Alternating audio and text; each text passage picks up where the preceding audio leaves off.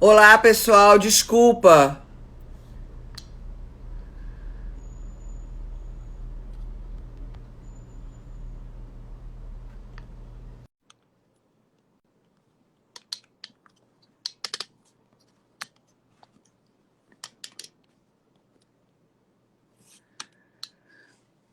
Oi, Pedro, desculpa, não sei o que aconteceu.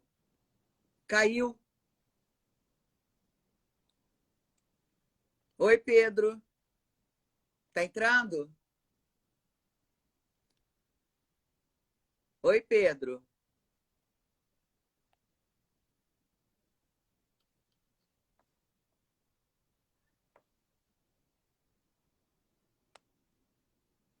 Olá, Pedro.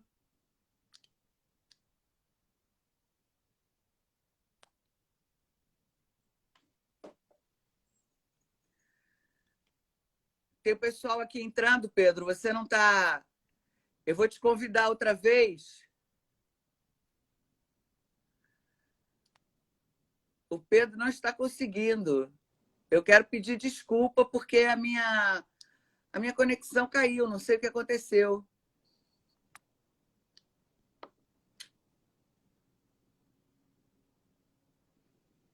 Olá, pessoal, Pedro. Oi. Voltou. Caiu a minha conexão caiu completamente, não sei o que que houve. Desculpem, estava É. tão interessante a nossa conversa. Bom, enfim, muita gente saiu, deve estar voltando aos pouquinhos. Sim. Enfim, você estava falando a respeito dessa possibilidade de você decodificar, e você poder perceber os sinais que seu corpo te dá. Então, continua falando um pouquinho sobre isso, até o pessoal está É. voltando. Alô? Oi, pronto, pode falar, Pedro. Oi. Então, aí eu falei que quando eu fiz a primeira operação, eu comia e não tinha um limite, né? Eu comia e acabava passando mal e vomitando. Comia, passava mal e vomitava. Então não tinha um limite da alimentação. Isso E o daí estômago ia dilatando, aconteceu né? de 2000, você fez a cirurgia, foi 2013, né? E você ficou nesse ritmo de comer, se exceder, vomitar, nesse ciclo durante 5 anos, até 2018. Para o pessoal que É, saiu, é. eu quero pedir desculpa, mas espero. Pedro está aqui falando um pouco da experiência dele, da diferença da primeira e da segunda cirurgia, porque na primeira cirurgia o Pedro adquiriu o hábito de se exceder na comida, comer excessivamente e depois vomitar. E como que agora, depois da segunda cirurgia, ele fez a segunda em 2018 e o Pedro está conseguindo manter o peso. Ele atingiu o peso máximo de 138 antes da primeira.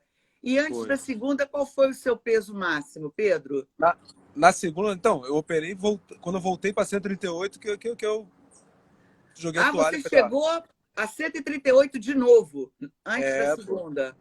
isso. E agora o Pedro está conseguindo se manter em 77 quilos. É, Apesar do Pedro ter colocado aqui que ele não conseguiu fazer uma reeducação alimentar. O Pedro come muito nem eu. errado, mas come em pequena quantidade. E, Muitas basicamente, vezes, Pedro, né? conta para gente a mudança que te mantém em forma nos seus Então, na verdade, 77 quilos. o que me mantém Ó, respondendo aí a Maria Clara que perguntou, eu sempre fui obeso, tá? Eu nunca tive o gostinho de ser magro. Eu sempre fui uma criança gorda, sempre fui engordando, engordando, então a obesidade sempre teve em mim. E é isso, acho que eu respondi. Sempre fez parte da É, sua vida. sempre, sempre. Já passou. Pois E é, isso é uma aí, coisa, né, que a gente sabe que é difícil, mas me parece, né, Pedro, que teve alguma coisa que mudou radicalmente na, entre a primeira e a segunda cirurgia, porque você não, não dá uma maior atenção como seria necessário, mas me parece que apesar de você ter interrompido a sua terapia, você fez as pazes com a balança. Eu gosto sempre de falar para as pessoas, quando a gente quer emagrecer, seja clinicamente ou cirurgicamente, é importante fazer as pazes com a balança. O Pedro fez esse pacto positivo com a balança. Se ele percebe... Virou minha amiga. Oi, fale. Virou minha amiga a balança. Pois é. Então, teve duas coisas que foram fundamentais. Na verdade mais do que a balança, o espelho e o seu bem-estar é muito mais do que a balança. O peso que te dá de alegria de tá E me magro, conta de uma coisa, exercício, você tem a falado mudança de vida que bastante você do tem. espelho. Como é que está a sua relação com o espelho, Pedro? Eu malho todo dia no espelho. Você faz exercício na frente do espelho. Isso é Fico muito legal, Pedro, porque igual fez as pazes com a balança e com maluco. o espelho, né? Eu fico igual um maluco, cara. Assim, eu tô de bobeira em casa, pego o pezinho e faz exercício. Às vezes faz 3 vezes por dia, ou, tipo, acorda de manhã, faz antes de qualquer coisa. Aí, na hora do almoço, quando tá em casa, quando chega do trabalho, antes de dormir. É repetição e manter, né? Uhum. O espelho Repetição é fundamental. eu diminuo, mas não paro, assim. A bicicleta eu parei, futebol eu parei, mas estou voltando. Mas o espelho é a métrica para mim que eu vejo diário, né? E isso é muito importante, porque poder se ver sem negar o que está acontecendo com o corpo. Teve aqui uma colega que falou, me parece que ele passou a se responsabilizar pelos seus atos. Então, fala um pouquinho da sua responsabilidade na primeira e na segunda cirurgia. O que mudou em termos da sua responsabilidade? Será que você saiu da culpa e entrou na responsabilidade, Pedro? Será que foi isso? Não sei. Eu tava na culpa de ter engordado de novo e aí eu falei, cara, é minha última chance. Eu já fui gordo, emagreci, vi o que era ser magro e aí, porra, ser gordo de novo não é legal. Não é legal. E aí eu falei, cara, agora não tem como deixar perder de novo, né? Tem que cair pra cima mesmo, não tem jeito. E aí é isso, aí vou me cuidando dentro do possível. Uhum. Pois é, agora, para quem chegou depois, eu vou retomar o que a gente estava falando no início da nossa live, antes de eu ter perdido aqui o contato, porque caiu. O meu celular está descarregando muito rápido. Eu comecei a live com 98% e no meio caiu. Eita. Então, eu vou contar um pouquinho do início da história do Pedro. O Pedro fez a primeira cirurgia em 2013. Em 2018, ele já tinha recuperado o mesmo peso que ele tinha antes da primeira cirurgia. Aí o Pedro engordou tudo de novo. E em 2018, em dezembro de 2018, o Pedro fez pela segunda vez a cirurgia bariátrica. Só que dessa segunda vez, o cirurgião fez utilizou uma técnica mais restritiva, diferente da primeira. Primeiro ele fez sleeve e na segunda ele fez o bypass. Né, Pedro? Isso. E na segunda, quando ele foi fazer a segunda cirurgia, ele já tinha adquirido o peso máximo de novo de 138 quilos. Aí, o que tem acontecido? Aí ele me procurou no início de 2019. E a gente ficou aí quase 2 anos trabalhando bastante, 2 vezes por semana a gente se encontrava. E o que o Pedro trouxe foi que ele não conseguiu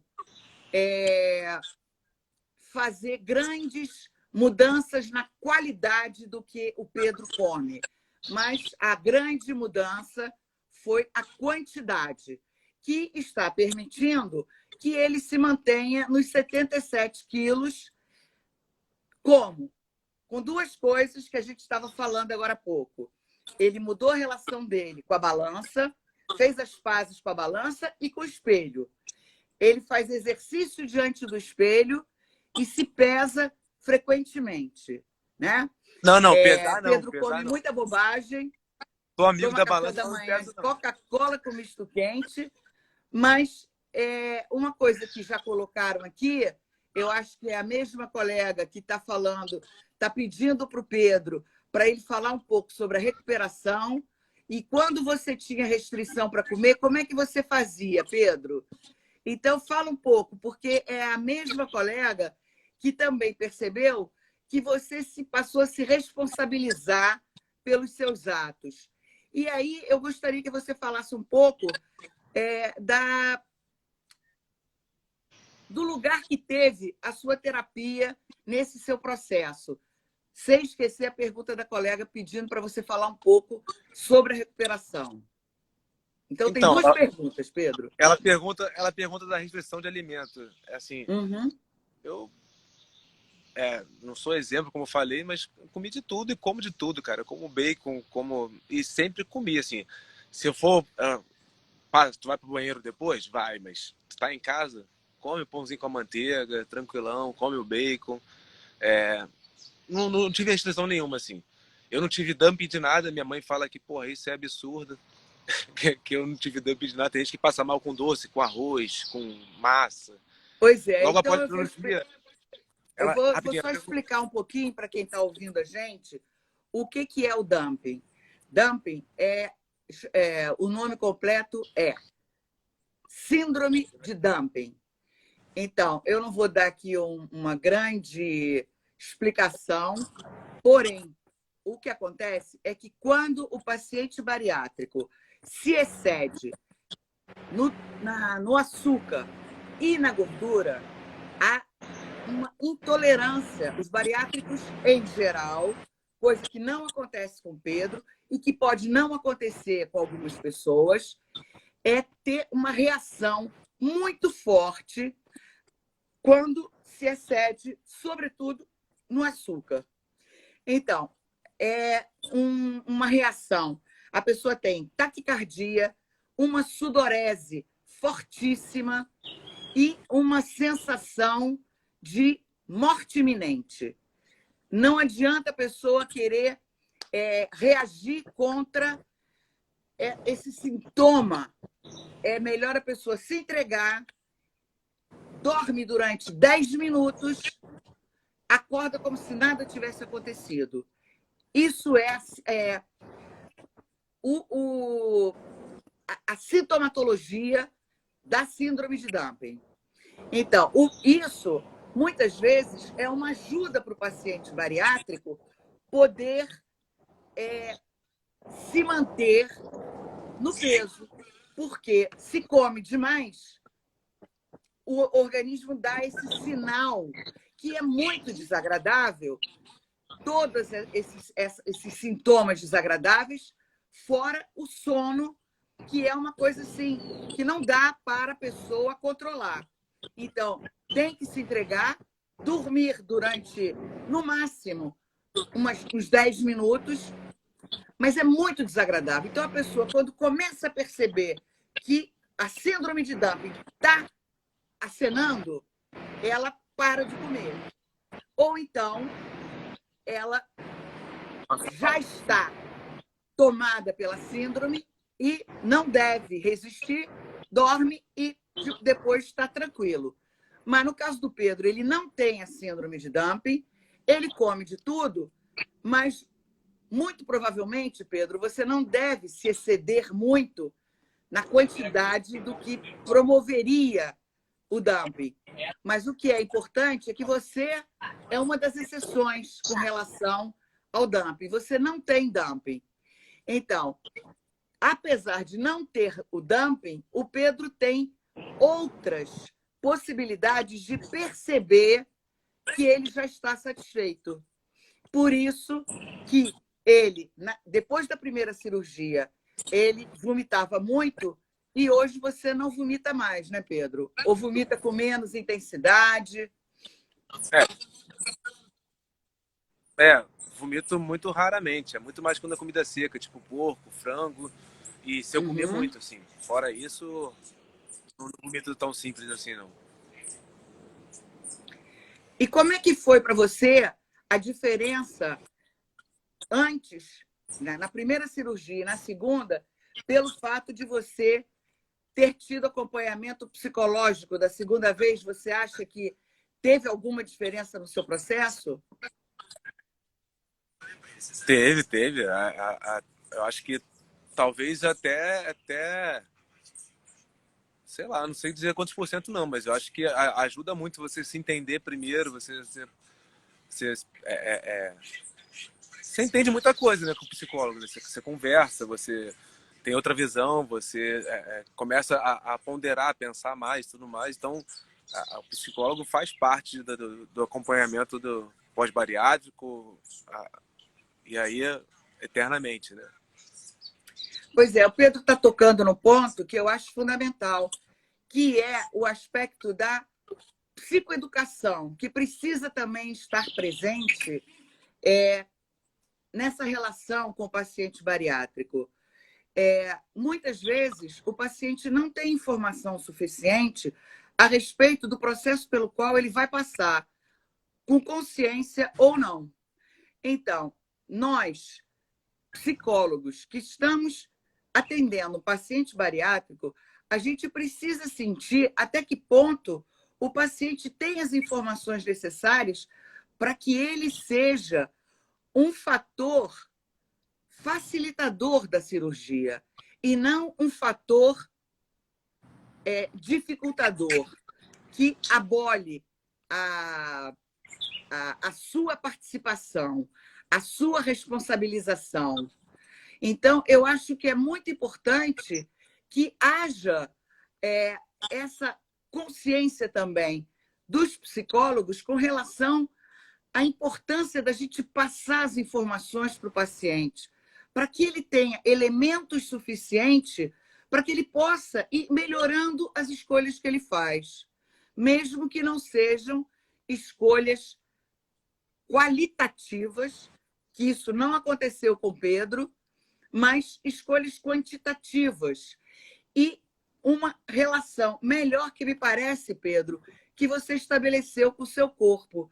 Então, fala um pouquinho dessa consequência, me parece, do atendimento psicológico que te permitiu ter uma melhor relação com o seu próprio corpo. Fala um pouquinho sobre isso. Picotou. Repete a pergunta, por favor. Olha só, você estava falando agora há pouco que você fez as pazes com a balança e com o espelho. Apesar de você não ter mudado muito a qualidade do que você come, você mudou a quantidade. E essa Sim. relação com o espelho, como é que foi a diferença entre a, a primeira e a segunda cirurgia? Então, mas é aquilo, é a cabeça, né? É o ego. Tipo, a primeira eu engordava, eu olhava e falava, daqui a pouco eu emagreço, faço alguma coisa, emagrece rapidinho. Vou tomar uma sibutramina, espetar uma Victosa e pronto, já ajuda e vamos embora. E na segunda, não usei nenhum outro método que precisasse me estimular mais, porque eu já tinha consciência do que tinha que fazer, já sabia como é que era.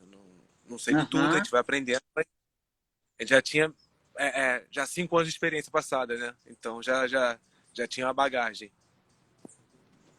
Pois é. E aí você está falando aqui que a Carol também fez a cirurgia bariátrica e foi sua inspiração, foi quem te indicou o médico que te operou. E É.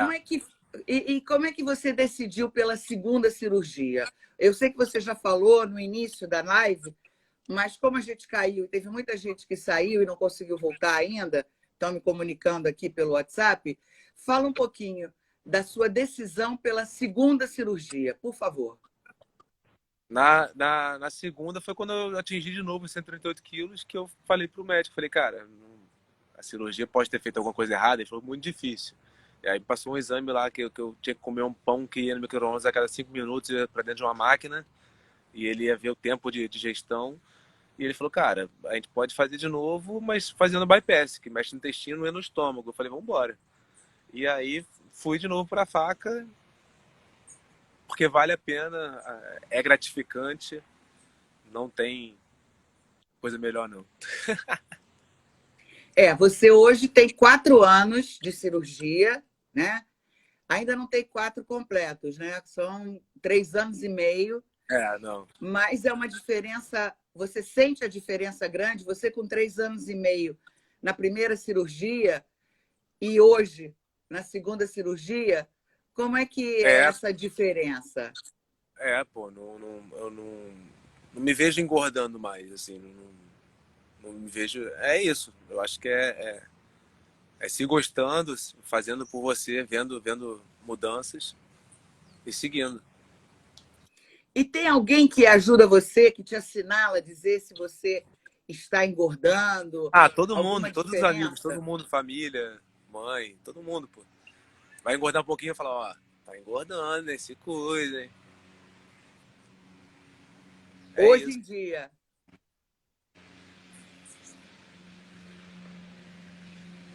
E hoje em dia, as pessoas percebem alguma diferença no seu corpo que eles assinalem?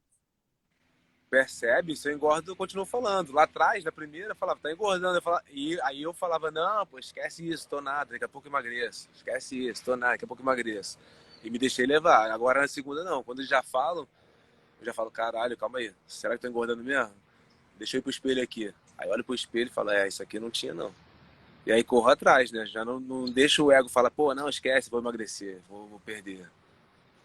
Aceito que eu posso estar engordando e aceito que vou correr atrás e vou cair para dentro. Quer dizer, você está falando daquilo que inicialmente a gente foi colocado, você agora está se responsabilizando. Pô. Não tô botando a culpa, fiz a bariátrica, agora eu vou perder mesmo, tipo, ela vai fazer por mim. Agora sou eu e ela junto fazendo. Pois é, você saiu daquela ideia de que a cirurgia é uma solução mágica, né? Pô, eu frequentei um grupo de Facebook de bariátrico e aí era absurdo. As pessoas que eu operar, tipo, perguntavam, e aí, depois de quantos dias já posso beber? Já posso comer? Porra, já posso tomar um porre? Já posso beber? Já posso comer brigadeiro? A pessoa já opera querendo continuar sendo gorda. Não pensa na mudança. Fala, cara, aí minha salada, quando é que eu vou comer, mastigar? O pós-operatório imediato é muito difícil, né, Pedro? Porque a pessoa fica restrita a líquido, mais líquido possível, sem resíduo, Vou te falar, que é. Oi? Fala. eu fiz 2 vezes, passei 2 vezes por esse resíduozinho de 5 ml e tudo mais. Mas eu falo para qualquer um que seja obeso e gordo, faz, que vale a pena. Pois é, vale a pena, porque primeiro que passa muito rápido, né? Não é muito tempo. Passa. E eu costumo explicar, assim, de uma maneira bastante leiga, que esse estar restrito ao líquido sem resíduo é para evitar que o estômago trabalhe. É da mesma forma que a pessoa quebrou o braço, ela bota na tipóia para não usar o Ingessa. braço. Então, o líquido sem resíduo é fundamental para que o estômago possa cicatrizar corretamente, para que não haja nenhum tipo de fístula, para que não abra nada daquilo que foi costurado. Então, essa. Olá, Luciana. Luciana Lima, nossa colega que esteve conosco na semana passada. Luciana é uma pessoa que também foi operada, é uma excelente psicóloga e ela tem uma experiência também muito importante. Lu, o Pedro foi operado 2 vezes e ele está falando para a gente da experiência dele na primeira e na segunda cirurgia. Ele não conseguiu fazer uma mudança qualitativa na segunda cirurgia, mas ele conseguiu fazer uma mudança quantitativa. Além da mudança quantitativa, o Pedro falou que o que mudou foi a relação dele com a balança, ele fez as pazes com a balança e fez as pazes com o espelho, né, Pedro?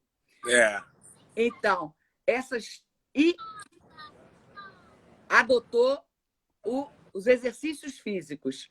Exercícios físicos fazer as pazes com a balança, fazer as pazes com o espelho e se responsabilizar pelos seus atos, me parece que isso, Pedro, fez muita diferença, porque você caminha para o 4º ano da segunda cirurgia e você está conseguindo se manter nos 77 quilos.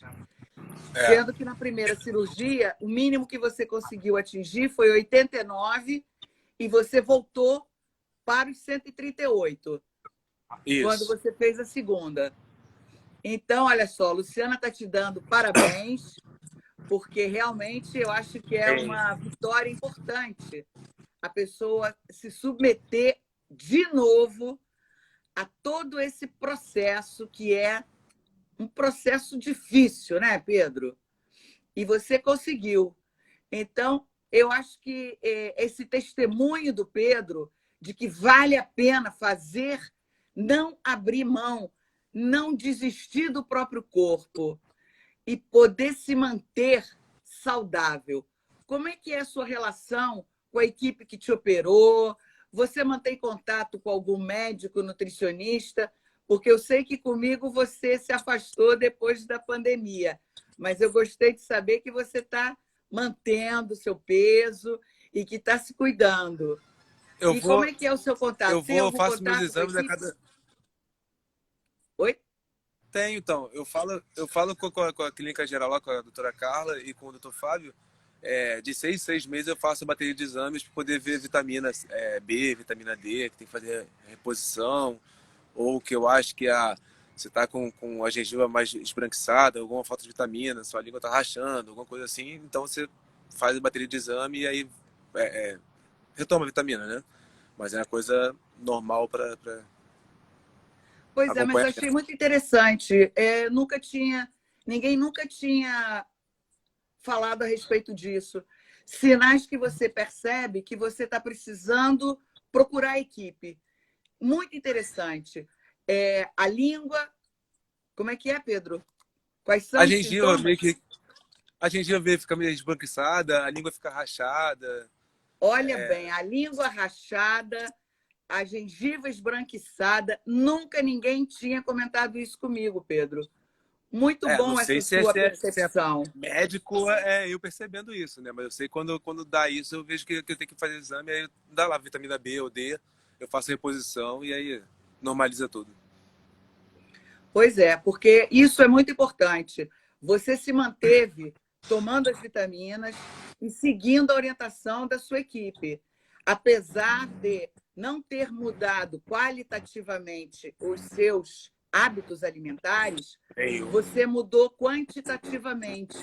E essa relação com o seu próprio corpo é que teve uma mudança radical, porque hoje você consegue perceber os sinais que o seu corpo te dá, tanto de saciedade quanto de necessidade de cuidados, né, Pedro? Isso eu acho que é muito importante. Você nunca tinha me falado disso.